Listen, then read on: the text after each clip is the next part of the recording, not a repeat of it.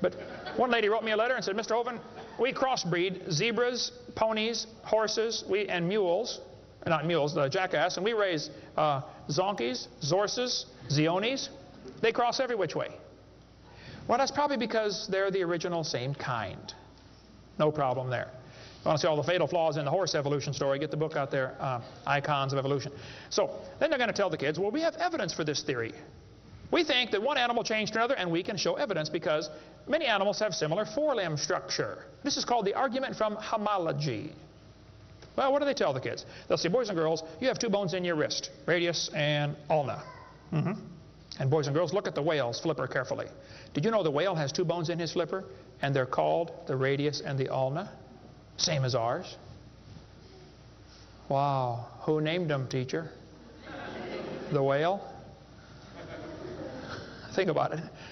But this is one of the evidences for evolution. They're going to say, boys and girls, comparative anatomy provides further evidence of evolution. The commonalities suggest that these and other vertebrate animals are all related. They probably evolved from a common ancestor. Well, duh. That's stupid, okay? Maybe they all had the same designer.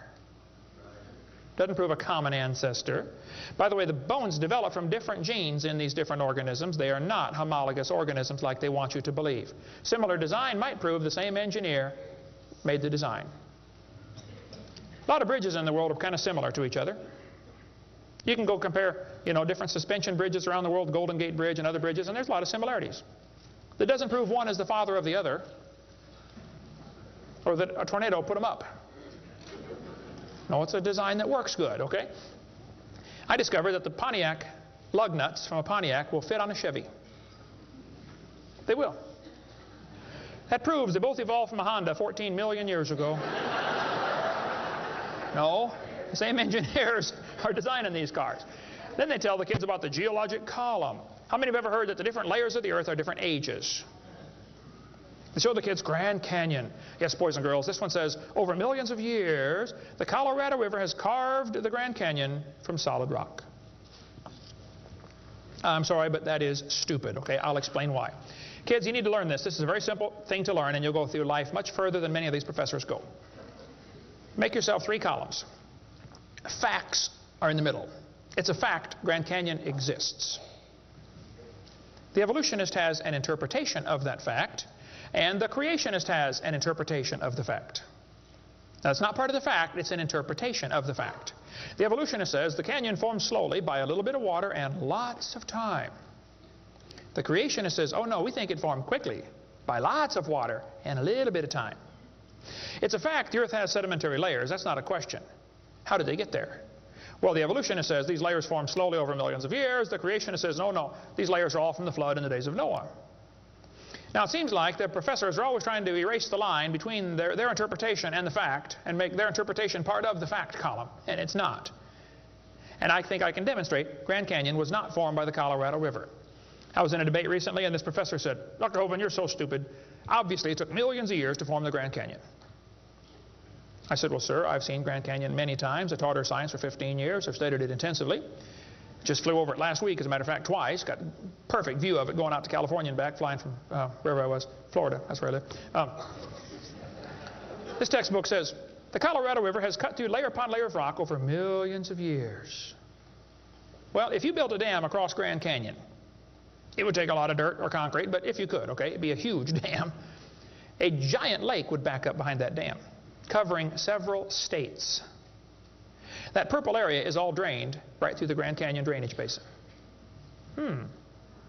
This snow line tells a very interesting story. In between these 2 red lines is snow. This is a picture from a satellite showing about 150 or 200 miles of the canyon area. Real wide shot. The river enters the canyon at the far right.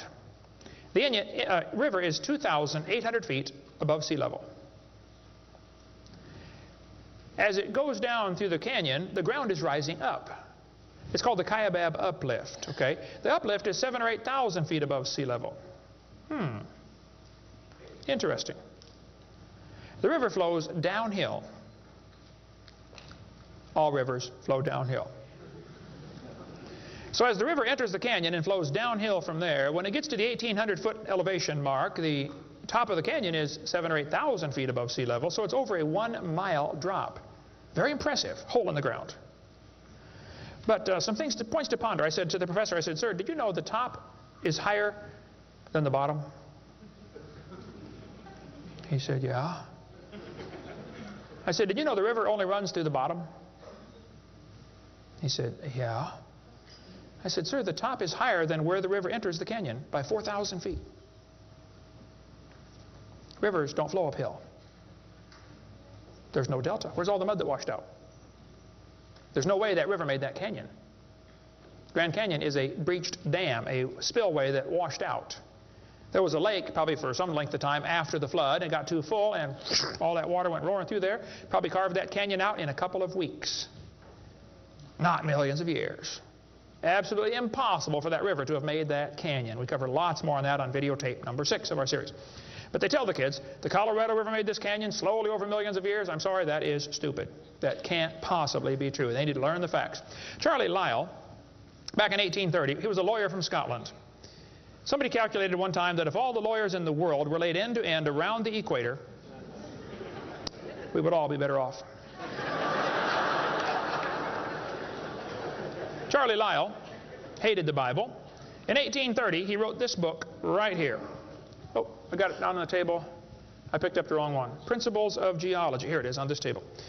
Charlie Lyell wrote this book, 1830. In this book, he mocked at scriptures. He hated the Bible. You can see it mocking all through they're here. In here, he and other fellows back in that time, Cuvier, Steno, Strata Smith, and some of these guys, they invented the geologic column. How many have ever heard of the geologic column before? They say each of the layers is a different age, you know, Cenozoic, Mesozoic, Paleozoic, Archeozoic, all them Zoic boys. And they gave each layer of rock a name, like maybe you saw the movie Jurassic Park, and an age, and an index fossil. This was done in 1830, way before there ever was a carbon dating or potassium argon dating or lead-208, lead-206, uranium-235, uranium-238. Didn't exist, folks. The dating technique didn't exist. They just made up these numbers out of the clear blue sky. The geologic column is the Bible for the evolutionist. It can only be found one place in the world, the textbooks. There's no geologic column, and they know it. This fellow says, if there were a column of sediments, unfortunately, no such column exists. The geologic column is a hoax. It does not exist. It is stupid. Those layers cannot be different ages. If the geologic column were all in one place, it would be 100 miles thick. Didn't happen. By the way, if the geologic column were true, if you look at the side of Grand Canyon and see all these thousands of layers, why are there no erosion marks between the layers? Don't you think if one layer sat there for 10 million years waiting for the next one, it would rain once or twice?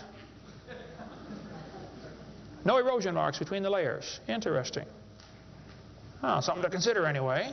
Those layers are all deposited very rapidly, and I think we can demonstrate that scientifically. If you take a jar of dirt, put some water in it and shake it up, and set it down, it'll settle into layers for you automatically. It just takes a few minutes.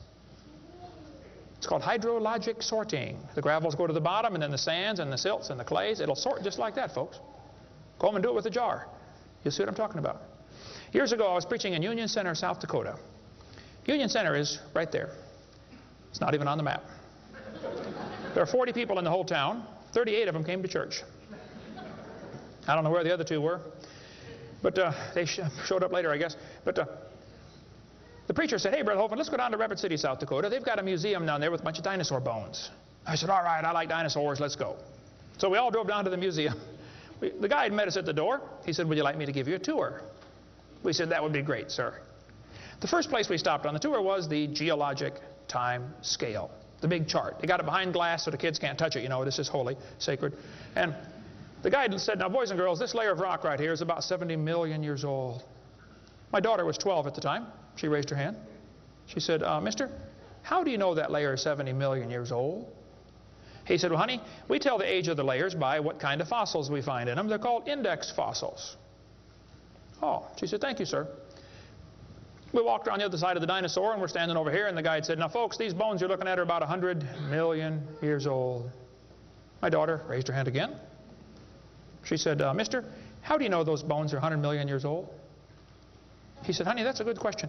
We tell the age of the bones by which layer they come from.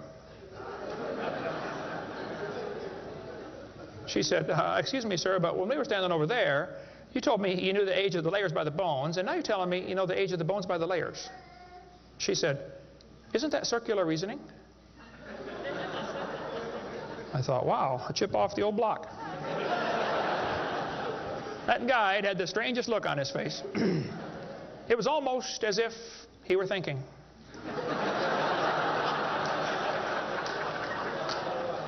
He looked at my daughter. He looked at me. I wasn't about to help him. I thought, wow, this is going to be good. I got to hear this. He looked back at my daughter. He said, you know, you're right. That is circular reasoning. I never thought of that before.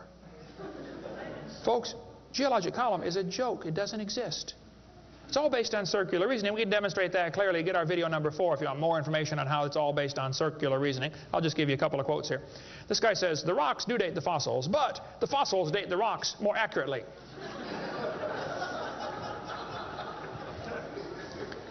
Stratigraphy cannot avoid this kind of reasoning if it insists on using only temporal concepts because circularity is inherent. You have to use circular reasoning to get it right. Well, that's stupid. And you don't need to be too bright to figure out that's stupid, okay? This geologic column contains limestone scattered all throughout the geologic column. I like to ask him the question, I say, fellows, you have limestone scattered all through this column.